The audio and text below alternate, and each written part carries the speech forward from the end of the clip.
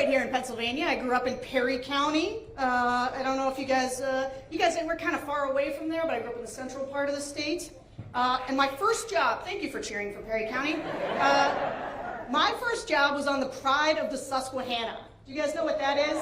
Yeah, it's that little tourism paddle boat that goes up and down the Susquehanna River. First job, did it for like 5 years. But my job now is actually that I conduct focus groups with voters across the political spectrum. I travel all over the country because you may have noticed we live in a complicated time.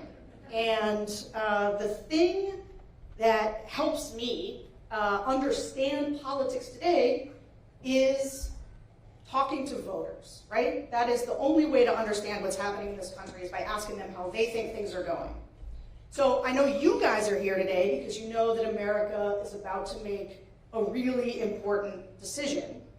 And I want you to learn, and you want to learn more about Vice President Harris and hear answers to some of those important questions. And you might be curious about why conservatives like Liz Cheney, and Dick Cheney for that matter, have not only endorsed Vice President Harris, but have come here today to make the case directly to you about why she thinks this moment transcends regular partisan politics. So I've got questions, you've got questions, and to answer those questions, please welcome to the stage, and actually I have a bio to read because I was just going to say her name because I know you all know who they are, but I was given a bio, so I'm going to read the bio. So, Congresswoman Liz Cheney, many of you may have heard of her. I think we could give her a round of applause right now just to start. She's a personal hero of mine in this moment. So Liz Cheney served as the U.S. Representative for Wyoming's at-large congressional district from 2017 to 2023. She chaired the House Republican Conference, the third highest position in the House Republican leadership, from 2019 to 2021, and served as the Vice Chair of the Select Committee to investigate the January 6th attack on the United States Capitol. She is a lifelong Republican. Please welcome to the stage Congresswoman Liz Cheney.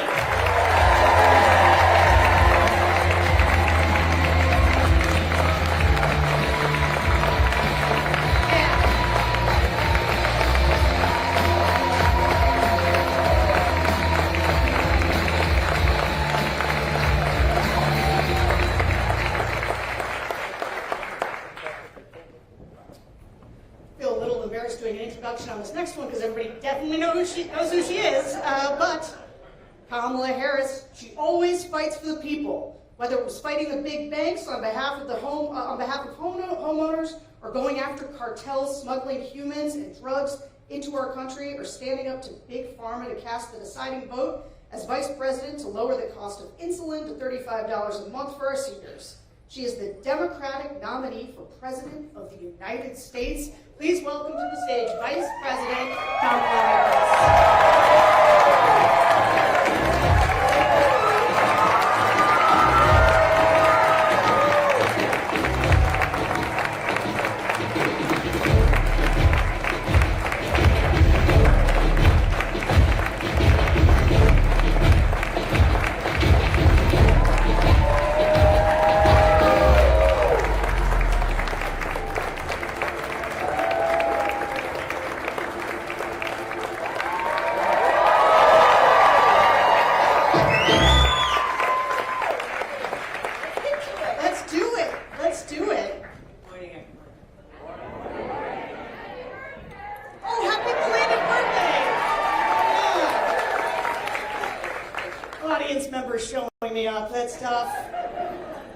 Okay, so I've got to start with the thing that brings us here today, because I've got to say, it is unusual for somebody who is as high up in the Republican leadership as Liz Cheney was to be out here campaigning with the Democratic nominee for president.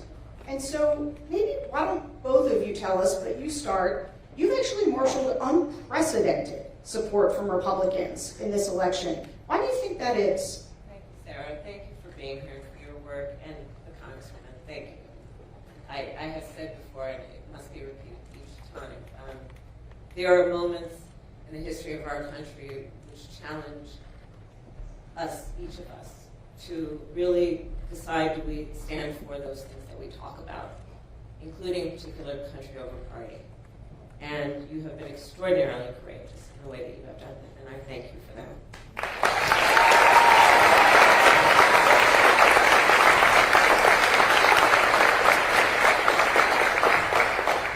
So, you know, I have, in my career now, whether it was as the elected district attorney, elected attorney general, and then elected United States senator, and of course now vice president, I've counted that I have taken the oath of office 6 times.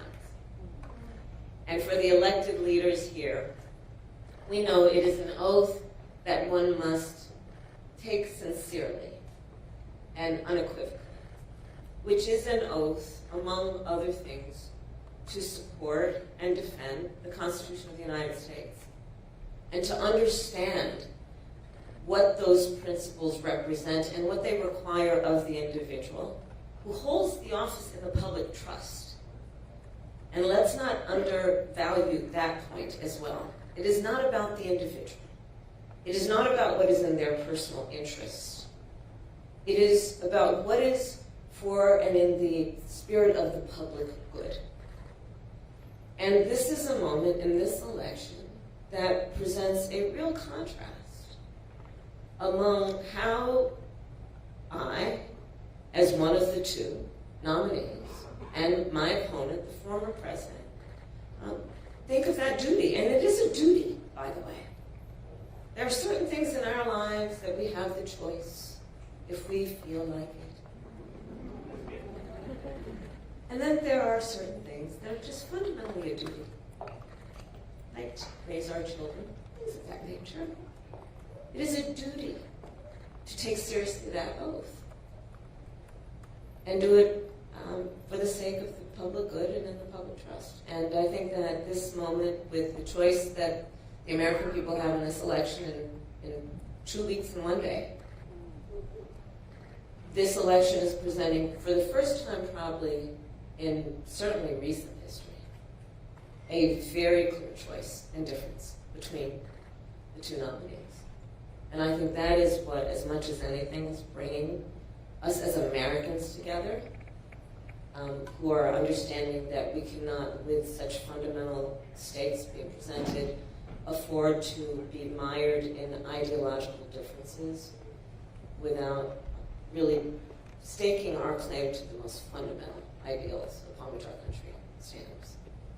Thank you. And, you know, Congresswoman Cheney, it's sort of the same question to you, but I gotta ask, you know, it's one thing for Republicans to sign a letter. You know, we've seen that Vice President Harris has been endorsed by 200 Republicans in the national security space, all kinds of people from George W. Bush's administration. There's been a lot of people who'll sign letters, and maybe they'll go on TV, they'll release a statement. I was just with Republican Congressman Charlie Dent, former Republican congressman here from the state. He voted for you in his early voting.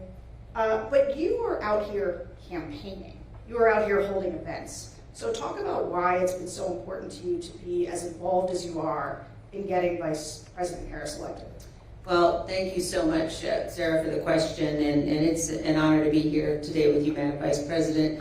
You know,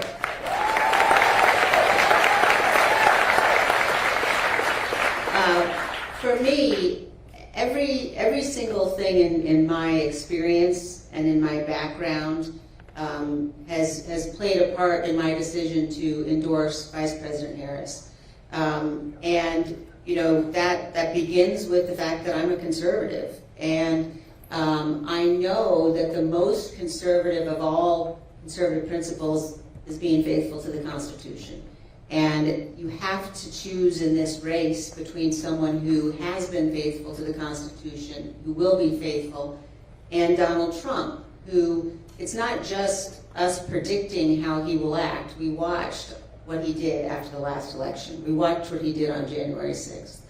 And so coming to this as someone who's been a lifelong Republican, a lifelong conservative, also as someone who I spent time working overseas before I was elected to Congress, and I've spent time working in countries where people aren't free and where people are struggling for their freedom, and I know how quickly democracies can unravel.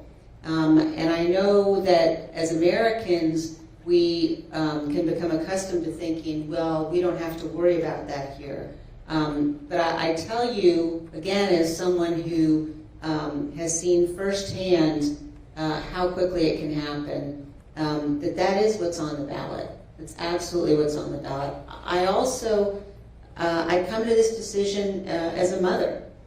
I have 5 children, and there was a moment right after January 6th when my husband and I were having dinner with our 2 youngest, our 2 sons, and I looked across the table at my young sons, and I thought to myself, you know, in the aftermath of the attack on the Capitol, are they going to grow up in a country where we don't have to worry about the peaceful transfer of power? Are they going to grow up in a country where that is guaranteed? And I believe that every one of us in this election has a duty and an obligation to do what we know is right for the country, and that's to support Vice President Harris. So I'm very honored to be here.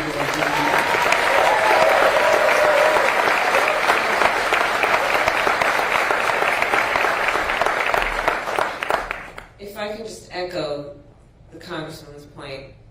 So I've now, as Vice President, met over 150 world leaders, presidents, prime ministers, chancellors, and kings, many of them multiple times, to the point we're on a first-name basis. And the last few times I've seen them in the relative eve of this election, they are very concerned, our allies. Because as you know, when we walk in those rooms around the world representing the United States of America, we have traditionally been able to walk in those rooms, chin up, shoulders back, with the self-appointed and earned authority to talk about the importance of democracy and rule of law. But as all the role models here know, as a role model, people watch what you do to see if it lines up with what you say. People around the world are watching this. And I tell you, sometimes I do fret a bit about whether we as Americans truly understand how important we are to the world. I hope everyone does really understand that we represent something, imperfect though we certainly are, flawed though we may be. We represent, in terms of our ideals, the basis of our Constitution, we represent a gold standard.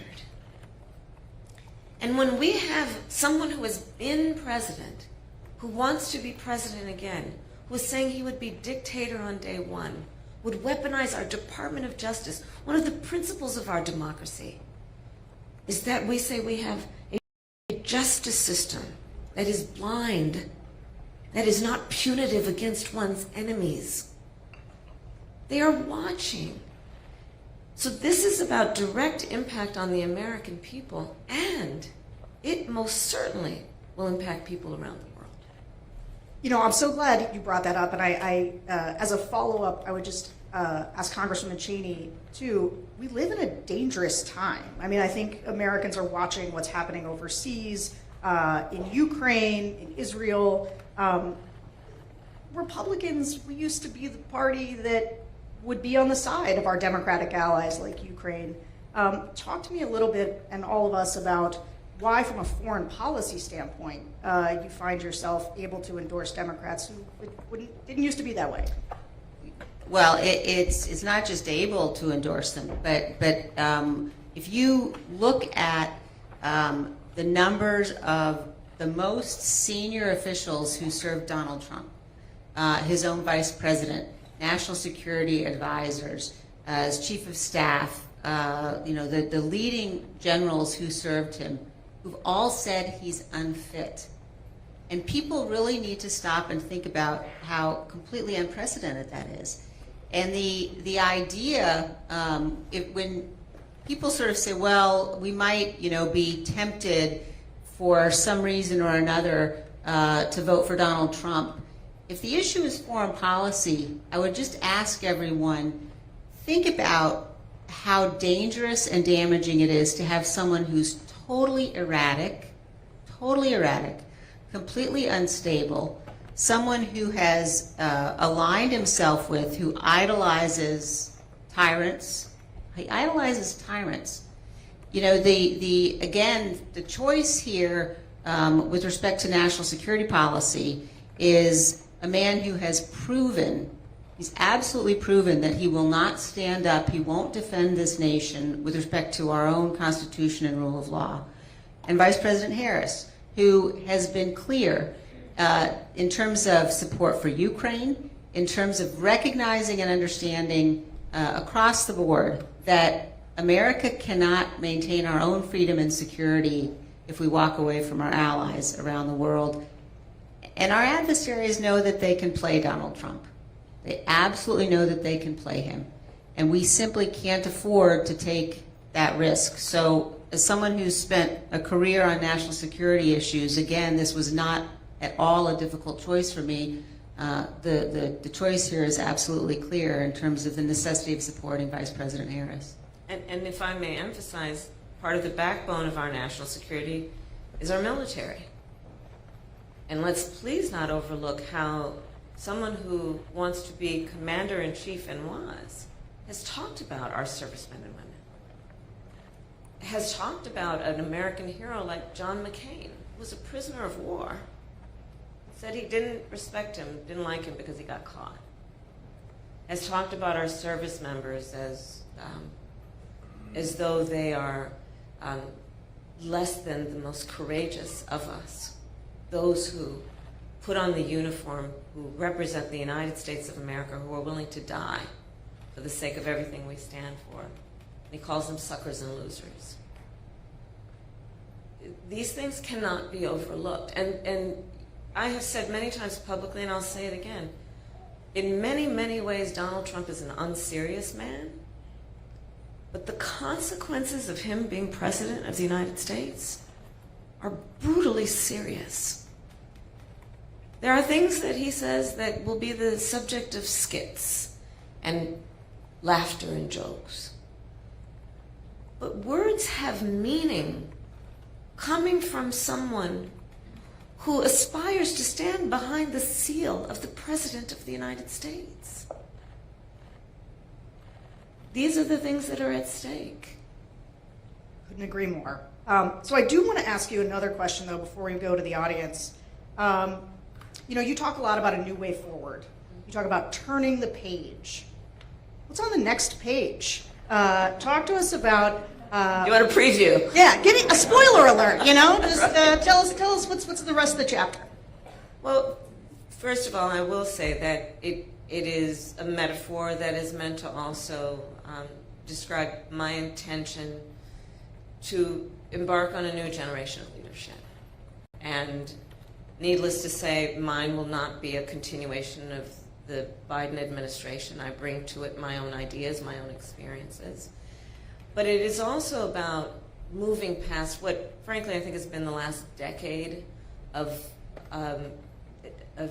the American discourse being influenced by Donald Trump in a way that has had the effect of suggesting we as Americans should point the finger at one another, in a way that has been using the power of the presidency to demean and to divide us. I think people are exhausted with that, rightly. And it frankly does not lead to the strength of our nation, to tell the American people that we must be suspicious of one another, distrust one another.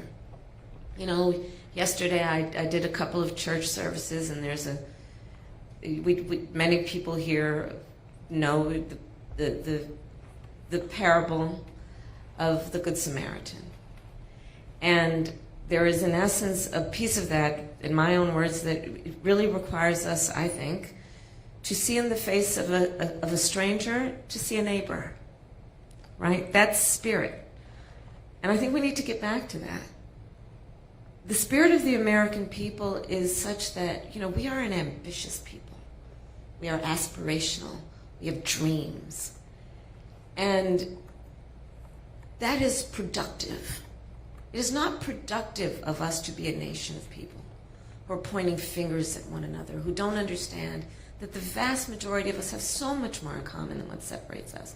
So that's what I mean about turning the page. And then a new generation of leadership about being ambitious, about all we have yet to do. Part of my economic policy, I refer to it as an opportunity economy, is about investing in American industries while leaving none of our traditional wonderful industries behind, repurposing and retooling the factories that have led to America's success in industry, while at the same time redefining how we are thinking about which worker has the experience and skill to do the job and is qualified, and understanding we shouldn't be falling into a trap that suggests only those with a college degree have the skill or the experience to do the job. So let's look at how we redefine and perhaps even reorder.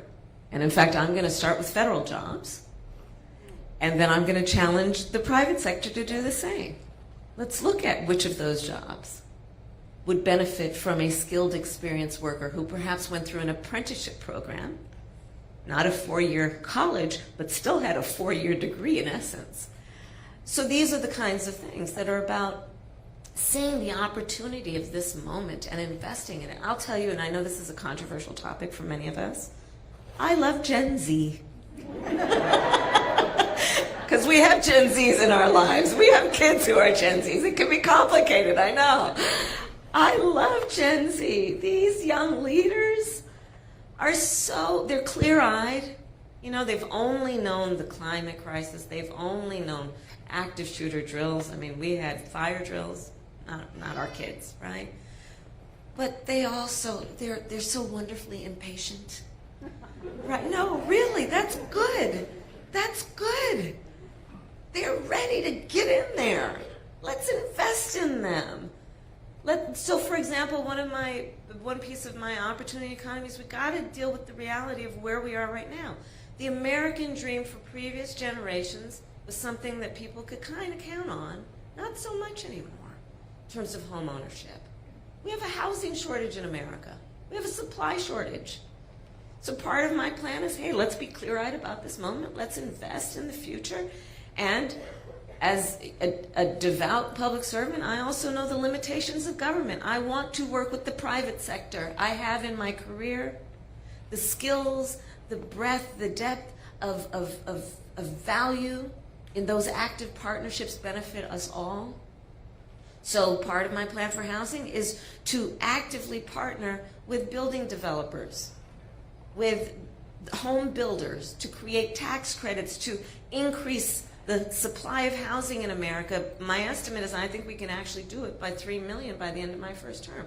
Part of my approach that is about a new generation potentially of leadership, and certainly a different approach. Most of my career was not spent in Washington, D.C. I say that with pride.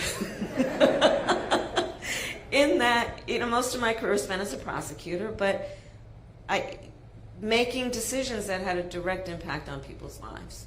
I learned at a very young age as a prosecutor that the things that I would do, the swipe of my pen could result in someone having their liberty or not. When I was Attorney General of California, which is, by estimates, the 5th largest economy in the world, I was acutely aware the words I spoke could move markets. I like getting things done. And part of my approach, which is I think about a new generation of leadership, is let's cut through the red tape. Let's cut through the bureaucracy while still knowing the virtues of the work that we can do in the public sector, be it public education, public health, public safety. This is a perfect segue into our first audience question, which is going to come from Alexandra Miller from Delaware County, main section right there. Hi, Alexandra. Hello. Hello, Madam Vice President, Representative Cheney. Hi there. Thank you for taking my question today. My name is Alex. I have a 7-year-old son and a wonderful 72-year-old mother who is suffering from dementia and requires full-time care. My son is in 2nd grade. My mother is in a nursing home, and I work full-time.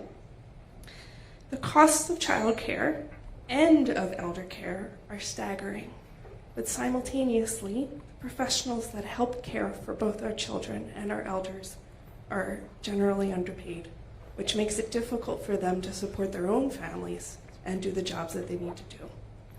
How do you propose to help bridge this gap making both child and elder care more affordable for hardworking families, and also retaining and attracting quality talent for these essential jobs.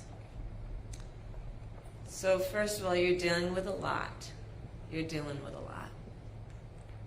And I just wish you strength and support.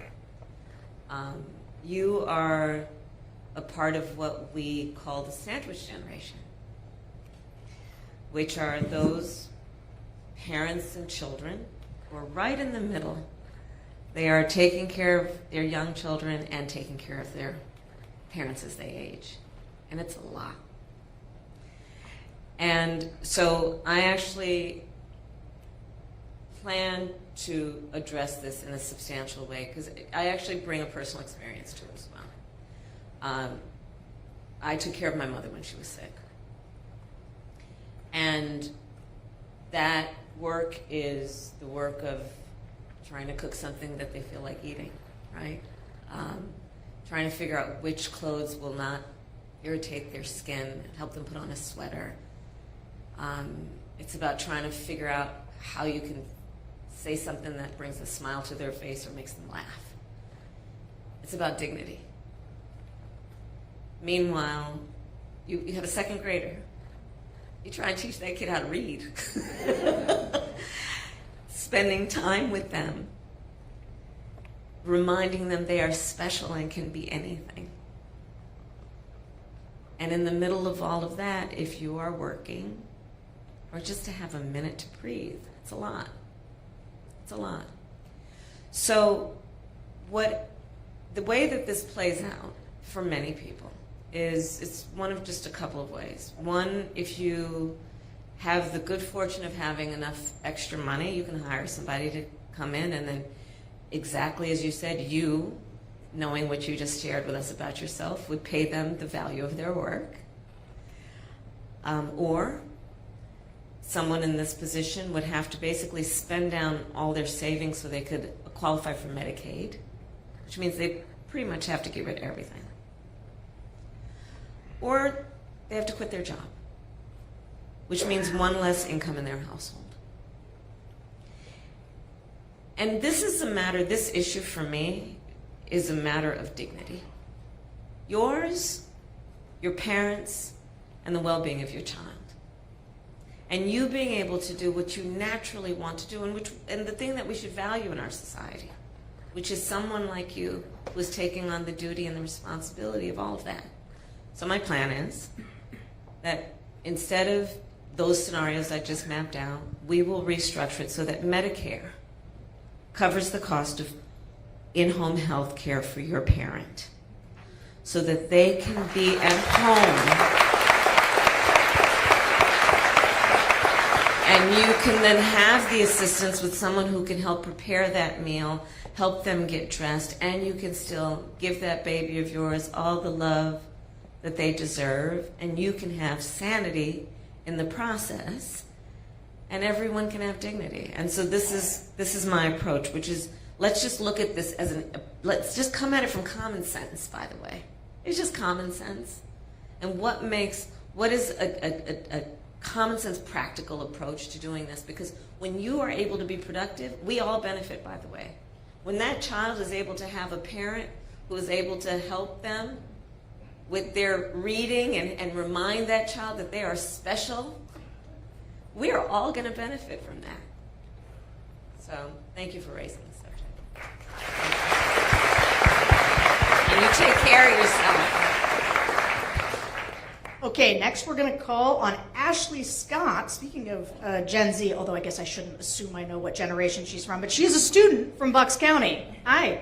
Hi, Vice President Harris and Congresswoman Cheney. My name is Ashley Scott. I'm from Bucks County, Pennsylvania, and I am Gen Z. I'm 22 years old. Nailed it. So thank you for that compliment. But yeah, my question is about maternal health. Specifically in the United States, maternal mortality is devastating. The rates are terrible. And I was wondering if you have a plan to combat the crisis. Thank you, Ashley, and thank you for being here and your voice. It's a big issue. So we have the very, I think, shameful distinction of any wealthy nation having one of, if not the highest rate of maternal mortality. And I've studied this issue. I worked on it when I was in the United States Senate and as Vice President. And the fact is that 90% of them are preventable, which tells us we can do something about it, right? And it is an issue. So black women are 3 to 4 times more likely to die in connection with childbirth. Native women are like twice as likely. Rural women, 1.5 times likely. One of the common threads that you will see in those demographic populations is a lack of appropriate prenatal care, and then care during the term of their pregnancy, and then postpartum care. And we know that when that care is available, they are having a healthier and, by the way, happier experience. And the long-term impact to all of us as a society, much less to that family, is immense. And so the work that we've been doing and the work I intend to do going forward is to address that, right? So for example, in rural America, the way that the system has been structured, the healthcare system has been structured, is a lot of those hospitals and clinics have had to close because of the way we reimburse based on population size. And as people are leaving rural America, then the hospitals and the clinics can't afford the overhead. I'm oversimplifying, but just to make the point. So we need to address that in terms of how we're structuring, how we create incentives and give the resources to those healthcare facilities, be they clinics or hospitals. The other piece that we have to do is really just talk more about the issue around also how in the healthcare system we are treating women. And are we taking women seriously when they talk about their healthcare concerns? So again, personal experience, my mother had 2 goals in her life: to raise her 2 daughters, my sister and I, and to end breast cancer. My mother was a breast cancer researcher. And she was so passionate about women's health care. And I remember it as a young girl and throughout my life.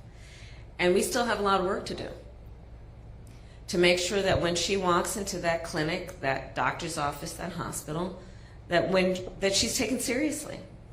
And that's also about what we do in terms of training within the profession.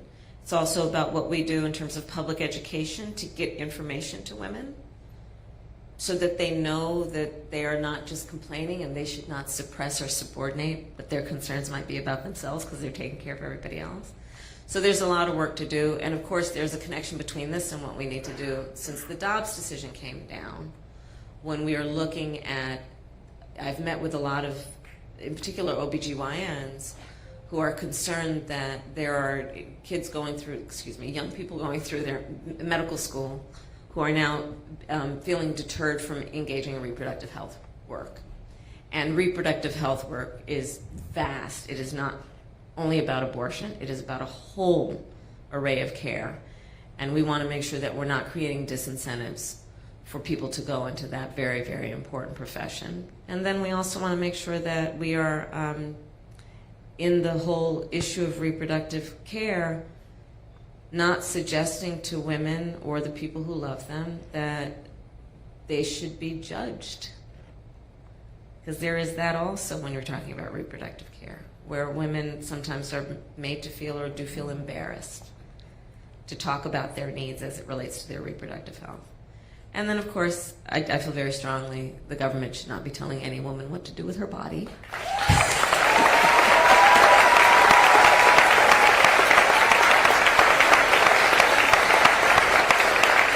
When Congress passes a law reinstating the reproductive freedoms of women, I will gladly and proudly sign it into law because I strongly believe one does not have to give up or abandon their own faith or beliefs to agree that not the government telling her what to do. If she chooses, she will consult with her priest, her pastor, her rabbi, or imam, but not the government. We've seen too much harm, real harm, happen to women and the people who love them around our country since that decision came down, including women who have died. And I don't think that most people who, before the Dobbs decision came down, who had strong opinions about this, I don't think most people intended that the harm that we've seen would have actually happened. I add to this because I think it's such an important point, and I think there are many of us around the country who have been pro-life, but who have watched what's going on in our states since the Dobbs decision, and have watched state legislatures put in place laws that are resulting in women not getting the care they need. And so I think this is not an issue that we're seeing break down across party lines, but I think we're seeing people come together to say what has happened to women when women are facing situations where they can't get the care they need, where in places like Texas, for example, the Attorney General is talking about suing to get access to women's medical records. That's not sustainable for us as a country, and it has to change.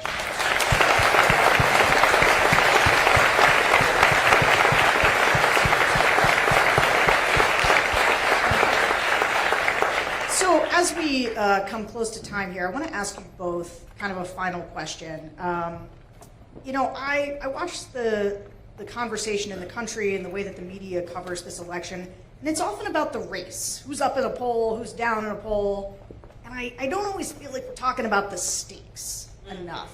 And Liz Cheney would not be here if she didn't think the stakes were very high. And frankly, the Republicans wouldn't be so angry at you if they didn't think you were an effective surrogate as somebody speaking about the stakes. Some Republicans. Some Republicans. Hashtag not all Republicans. I've seen a lot of Republicans. I've seen it, and I know it happens. Who fake her constantly. I know it. Yeah. I know it. They're going to vote the right way on November 5th. They might not be public about it, but they'll do what they know is right.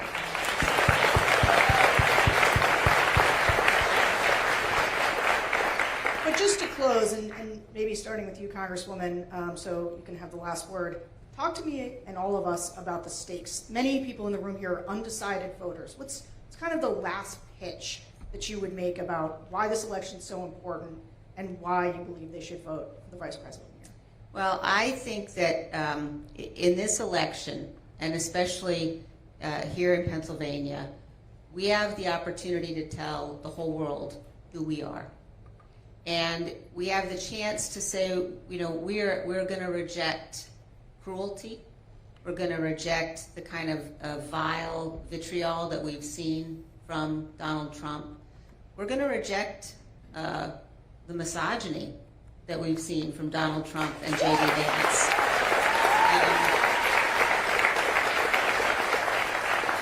And we have the chance in this race to elect somebody who you know is going to defend the rule of law. You know Vice President Harris is going to defend our Constitution. We have the chance to remind people that we are a good country. We are a good and honorable people. We are a great nation. And in this race, we have the opportunity to vote for and support somebody you can count on. We're not always going to agree, but I know Vice President Harris will always do what she believes is right for this country. She has a sincere heart, and that's why I'm honored to be here and support her in this race.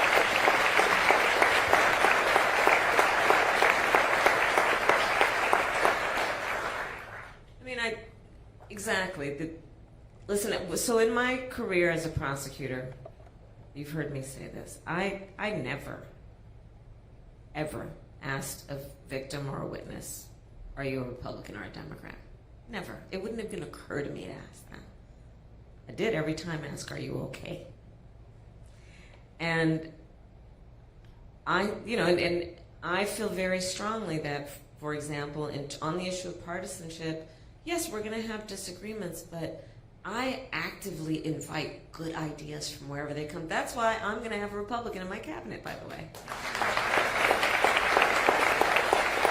Because I want good ideas. And by the way, I know it is in our best interest as a nation, in the interest of our strength, in our future as a nation. We need a healthy two-party system. We need a healthy two-party system. We need to be able to have these good, intense debates about issues. that are grounded in fact. Imagine. Let's start there. Wow. Can you believe that's an applause line? But you know, we have in our grasp in these next 13 days, or 15 days, excuse me. I'm just jumping ahead. In these next 15 days, we have in our grasp the ability to determine the course of our country. You know, every election we've said this is the one, this is the one.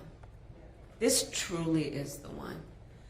I mean, to the Congresswoman's point, the former chairman of the Joint Chiefs of Staff referred to Donald Trump as being fascist to the core. And no one would ever accuse the former chairman of being partisan in any way. The people who know him best, from the former chief of staff, defense secretaries, 2 of them, national security advisor to the former vice president. And so we have in our grasp, because we still have a democracy, as the saying goes, as long as we hold on to it, we still have a democracy. Which means in a democracy, and here's the beauty of it, we each have the power to make a decision about the future of our country through our vote. And my request then of each of you who have spent time out of your busy lives to be here, and I thank you for that, is please just help us get the word out to your neighbors and friends and family members to just remind them of what is at stake in this conversation. I ask for your vote. I ask for their votes. And I promise to be a president for all Americans. I promise and pledge that. All right, everyone, Congresswoman Cheney and Vice President Kamala Harris, thank you so much. Yes, let's give them a loud round of applause. That was wonderful.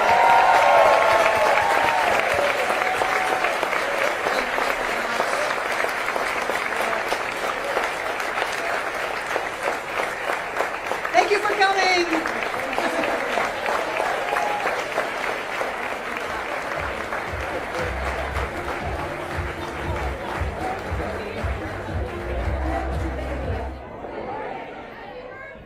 Oh, happy belated birthday. Yeah. Audience members showing me up. That's tough. Okay, so I've got to start with the thing that brings us here today, because I've got to say, it is unusual for somebody who was as high up in the Republican leadership as Liz Cheney was to be out here campaigning with the Democratic nominee for president. And so maybe, why don't both of you tell us, but you start. You've actually marshaled